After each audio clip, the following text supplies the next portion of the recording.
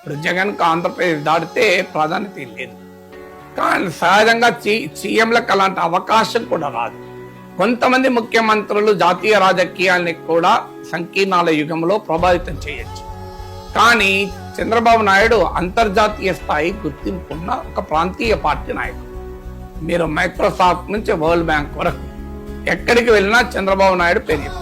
మీరు ప్రపంచంలో చాలా దేశాలకు వెళ్ళినా మీరు ఆంధ్రప్రదేశ్ తెలుగువారు అంటే ఎన్టీ రామారావు తెలుగువారికి ఢిల్లీలో గౌరవం తెప్పిస్తే చంద్రబాబు నాయుడు తెలుగు వారికి సిలికాన్ వ్యాలీ నుంచి మొదలుకొని న్యూయార్క్ వరకు గుర్తింపు తెచ్చాడు. అందువల్ల ఒక అంతర్జాతీయంగా కూడా గుర్తింపు పొందగలిగిన ఒక ప్రాంతీయ పార్టీ నాయకుడు అనేది రేర్ కేసెస్.